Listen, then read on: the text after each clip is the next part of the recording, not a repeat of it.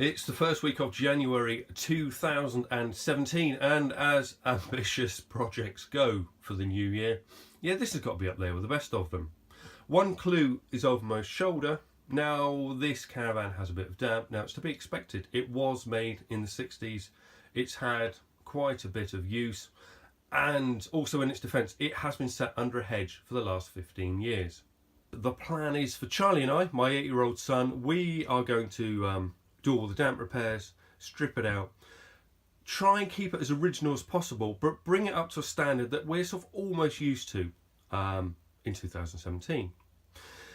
It's a good family layout. There's loads of room in here, which I'll show you in a minute. Surprisingly so for such a small caravan. It's the sort of size that when I picked it up, even the roads that were 6'6" wide on my way home, I just drove down without even a second thought. It was so mouldy in here. I mean, I've cleaned this. It did look like this. Now, the cupboards up here are obviously used to store penicillin. Probably not what they're originally designed for. And this theme continues all along the kitchen units. But if you look down here, you get a glimpse of what the original colour scheme may have been like. Hi, I'm Charlie, and this is our caravan project.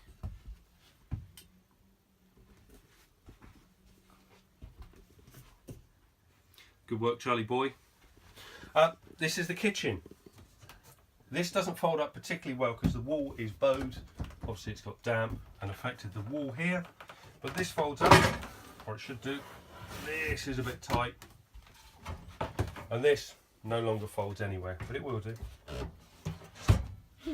We have some lovely bits at the front that fold down, and the essential 1960s accessory, the ashtray. Is that for cigarettes? Yeah, it is clean though. Hopefully they've never used it. Phew. Yeah. Washing up bowl that Charlie said he'd like to keep, along with some lovely clean dishcloths. I did not say that! But apart from that, it's not too... Oh, it obviously needs a clean. And we have a frying pan that we're not sure if we're going to keep. No, it's Okay. rusty. Okay. Well, it's your birthday soon. We could wrap it up and give it to you then. No. So, it's not bad. It obviously needs a good clean and a good sort out and putting back together. But as far as the kitchen goes... Telling me it needs clean. I know. Apart from that, it's pretty good. And in that mould. Oh, and the mould. Yeah, we're not forgetting the mould, are we? Mould's basically everywhere. This is the rear bedroom, and this is the really damp bit of the caravan. Now, we found this under there, which is part of the bunks. Not very Now this, no, it's not very good. Now this gives you an idea. Holes, Yeah. dampness and rotten. All of that, yeah. But it gives us a pattern to work with for a new one. Now these beds pull out, and it gives you an idea of what it was like in here. Not very nice. Yeah, not very nice at all. Now the real damp bit is under here. This bit should slide out. I'll just lift it off. And it is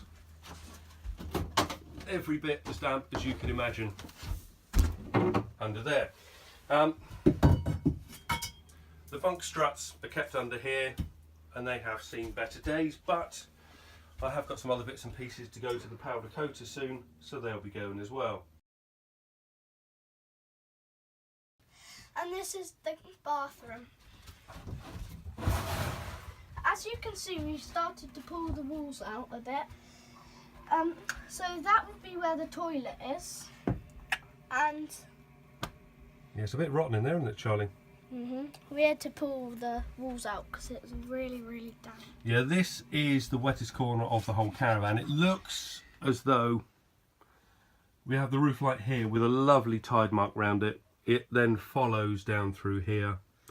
It's had some repairs on the top outside, and you can see daylight through the screws there. So it just pours in this corner. It's pretty, I mean, yeah, it's rotten in places, but the wood is fairly good within about a foot or two. So we're going to replace all the battens in here. We love the Georgian panelling, which is an original feature to try and keep you warm. And also, you know, we'll be hiding the rock wall behind some new boards all through. What is the most ingenious feature, Charlie boy? Bye-bye.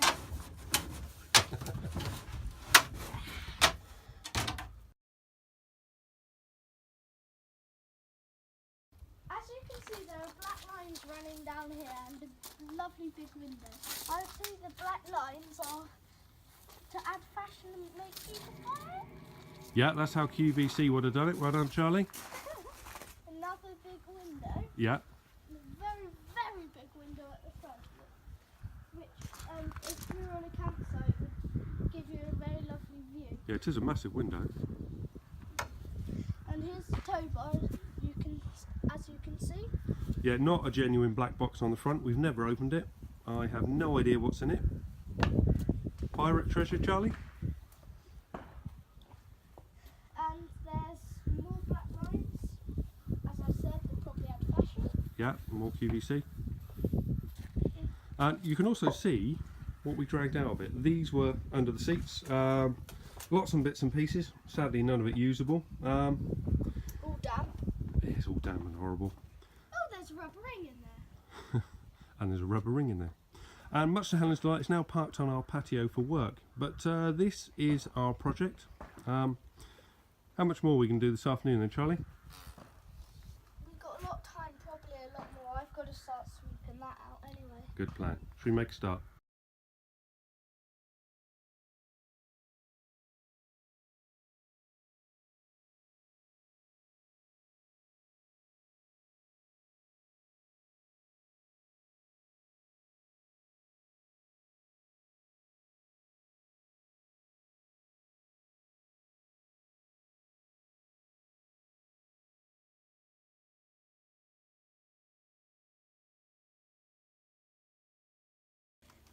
And the Bailey sign. And the Bailey sign. We'll end with the Bailey sign, shall we? 50? Crikey, that's ambitious.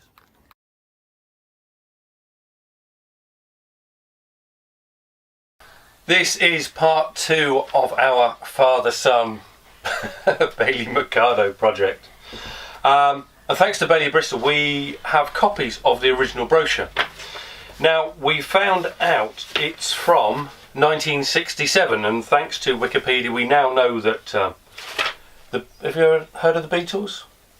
What about, have you heard of All You Need Is Love? Singing Beatles? Yeah. Have you heard of the song All You Need Is Love? No. Okay, well that was released. Right, What's it called? is the price list. Yeah. Which one's it? Out there. We have a... Oh, I found it again. Yeah, the bed bases are a bit soft. Right, we have the Bailey 𝗚𝗃. Okay, have this now. Hang on. We'll tell you what we've got first. The Bailey 𝗚𝗃 T, which means, what does T stand for? Toilet. Toilet. Yeah, we have a toilet. The 𝗚𝗃 S, medium-sized tourer with extra space. S for space, T for toilet. This is big already. Imagine how much bigger it would be if it was an S. You don't really need a bit more space than this. Look, I can't even, look. Yeah. Don't need much more space. I think we could play Twister there anyway. Yeah, that's got a lot of space. Imagine how big that would be. I know, it'd be mad. Right, can you remember how much did we pay for this? 400. £400. Right. So we have the 𝗚𝗃 12-foot That's Mark ours. T model. How much is it? 369. You paid more. Oh, I suppose No. they're rare. Yeah, they're very rare. So- Yeah. So yeah, in 1967 this was £369. And what does that word say there? Stop press. Stop press. One of the reasons we know it's 1967 is because this has a slide out at the back, which makes it a 4-stroke 5-berth model. So we have the options list and what it comes with. So there's ours. 𝗚𝗃 12-foot Mark T. So number of berths? 4. 4. Number of berths 4. And it comes with toilets. Length overall 14'9", 6'6" wide, 8 foot high, and it weighs 1200 weight. Independent suspension. Telescope jockey wheel. Telescopic. Telescopic jockey wheel. Jockey wheel. Get my words muddled up. Corner parking jacks. Well done. That one. Metal tow bar cover. We have central cooking cabinet with hot plate and griller. What? Oh no, did you have that frying pan in here? Yeah, that's still in there. I know. The toilet compartment or larder, so the choice is yours. Toilet or somewhere to keep your food. Luxury pile carpet and 2 gas lights. Right, so stage 2 of our project is, can you remember what it is, Charlie? Take them out. Yeah. Take that out. Yeah. Take out the roof panelling out. Okay, and can you remember why we're doing all that? Because that's damp. Yeah. That's got, we're seeing if that's, we need to replace stuff under it, behind it, and get rid of that. Look how mouldy that is under there, don't touch that. You touch it. I'm not touching it. So what we're going to do is access the frame. Aluminium frame. Well, there's wooden battens under this bit, between this and the aluminium outside. Why? Well, that's what holds it all together. You know the toilet area? That's bowed. Yeah, we'll replace that. You know the toilet? Yes. Well, you can see the wooden frame in there that's rotten. Can we? Yeah. So we will then replace all the wooden frame that Charlie's inspecting now. Well. And once the wooden frame's done, we can then put the panelling back on, or new panelling. Smells in there. Does it? Sit back on your... Okay. So once everything's stripped out, we can repair the panelling and then put everything back in here together. That's a wrap up. We'll see you in part 3.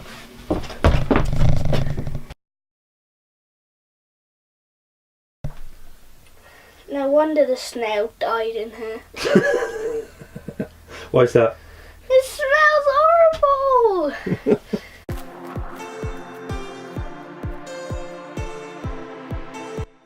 Today's jobs aren't particularly Charlie friendly, so it'll be just me doing this bit. I mean, as you can tell by the mask and yeah, all the mould here and there, it's not that great in here at the moment. But the plan is to take out all of the cupboards and get back to a nice firm footing so we can really get cracking. Now, I couldn't see any fixings for the cupboards in here. There's nothing obvious holding them to the wall. What I have discovered, and you may have spotted this great big hole a second ago, is it looks like the way they constructed, they put the frame up, the hardboard on, and then they fix the cupboards from the back before putting the aluminium on the outside. So in here, there's a screw, and everything's fixed from the back. So what I'm doing is spacing it with this nylon pry bar and then cutting it with one of these. I've been very careful not to catch the cabinet as I want to use that again, but this way I can just feel my way along and cut the screws without damaging anything.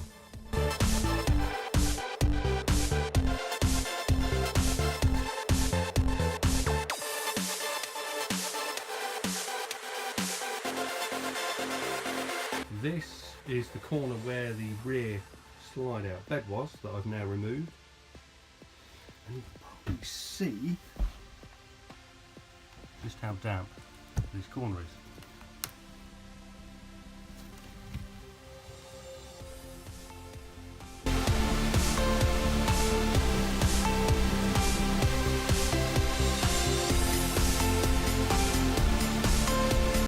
So now it's stripped and all the mouldy bits have gone, Charlie can get in here and give me a hand and repair the wood.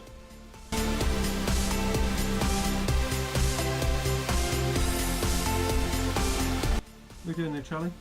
Doing my... What are you doing? Doing my handprint. Okay. You can write your name under it.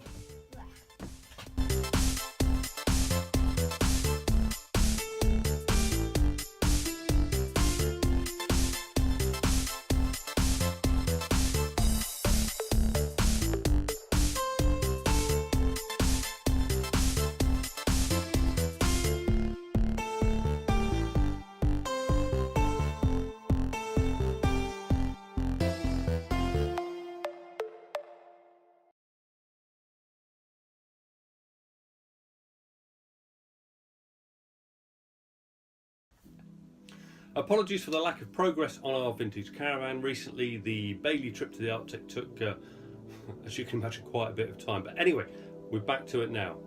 It's probably just going to be me on this one because today's delightful job is taking down the wall and ceiling board on this side from here over. The last thing I really want is Charlie to be playing with that itchy fiberglass insulation. Hence, I'm wearing the most unattractive top I could find. So as soon as I've done, it's in the wash.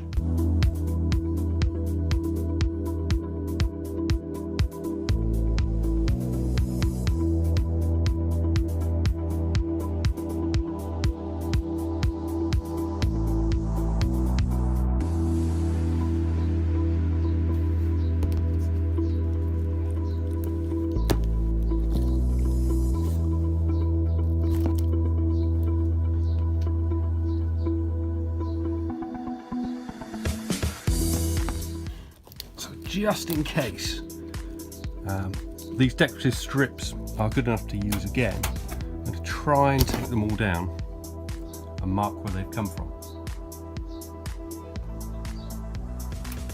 So this bit is above the door. It seems as though the skylight, which is a little bit further up, channels of water in along down here behind the panel, and this is just hanging off. Yeah, I don't need any tools at all to take this bit off. Also, as I've taken sections down, I've marked them so although I'm not going to use them, I can certainly use them as a template for the new wall boards.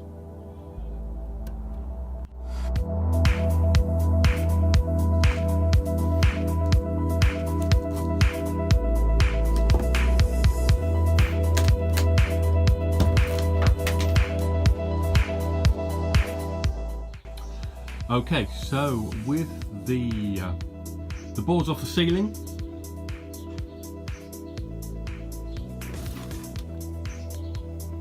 and the walls, we can see exactly what's lurking behind. Some lovely damp up by this window, and you can tell it's damp all along the top here. Some places worse than others. See if you can see which is a bit worse. And it's had a repair towards the back at some point. Not particularly great. The polystyrene gives it away really.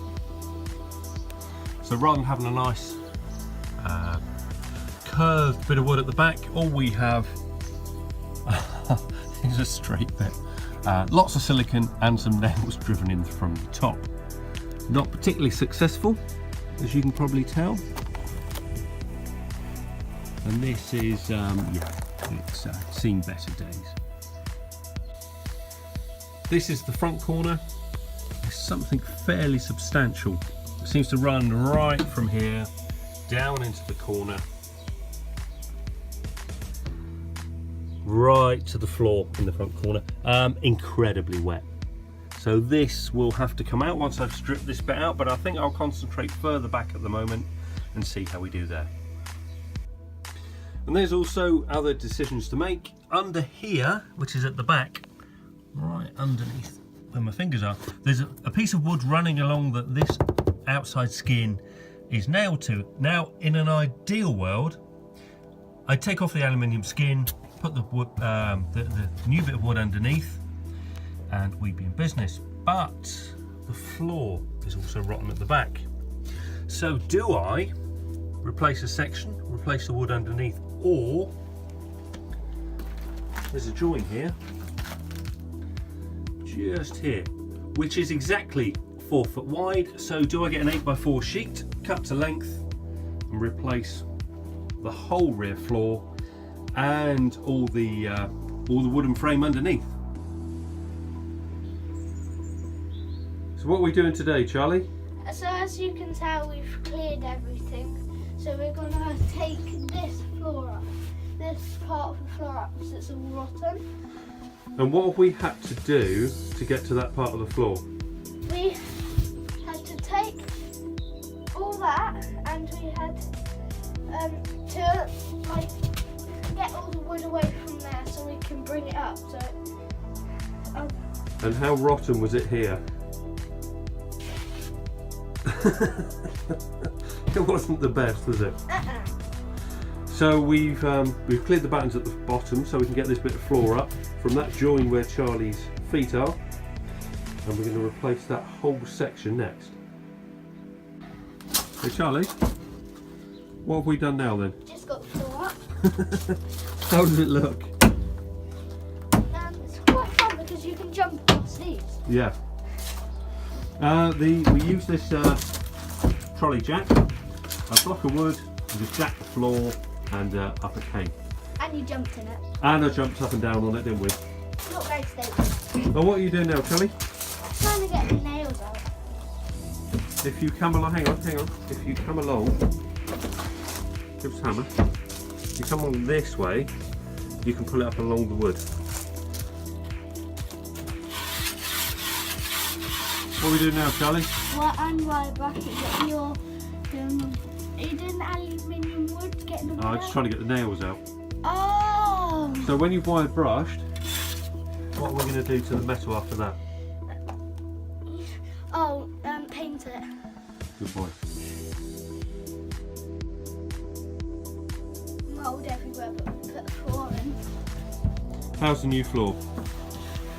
At least I can actually lie on it. It's cleaner than the other floor.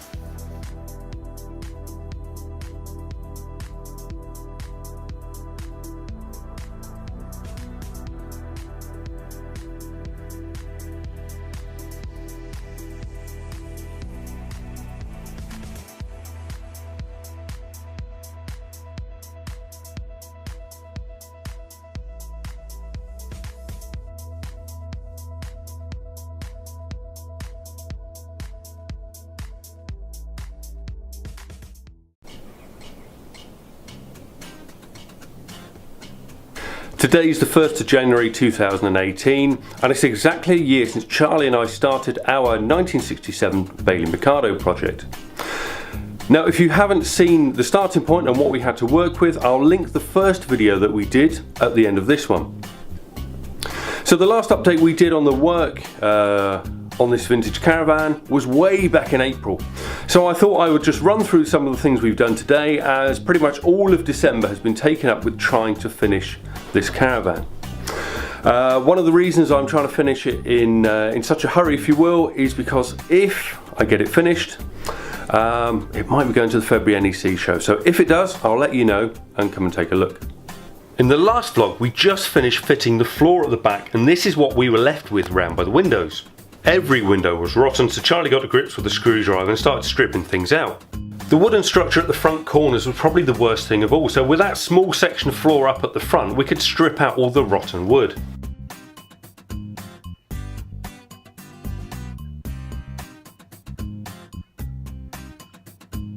Cutting the new wood to fit seemed to be a complete pain, but all I did was clamp the new piece on the outside, scribe a line round to follow the curve of the caravan, and then simply cut it with a jigsaw.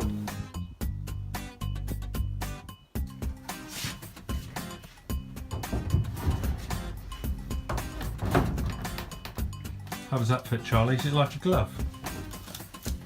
You never heard that phrase. That's not bad, is it? What is the thing I don't get is why you've taken the top half of the window out. That is so I could put the bit of wood on the outside and line it up. I'm also going to take out this bit here,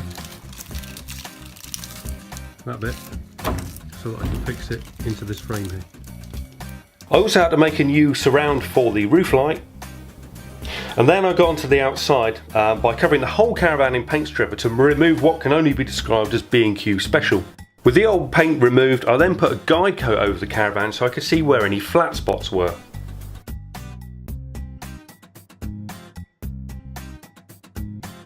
I then treated the caravan to some etch primer to make sure that the paint stayed on the bare aluminium. And with the etch primer keys back, we then applied a coat of grey undercoat. So with the caravan in primer, I then moved on to the mechanicals. The brake drums were full of spiders, but did have some grease. I thought it would be a good idea to renew the wheel bearings, as I intend to cover some mileage with this caravan. And then between Christmas and New Year, we got to work fitting some polystyrene insulation. So with the polystyrene insulation up, I've started to board out the inside. I've also run some wiring through so we can have some lights, because before it just had a gas lamp at either end. And we've also got more wiring in here, with the thick one being the cable for the solar panel, which I've put on the roof. Talking of the solar panel, I've also got some other modern kit which will be fitted as and when.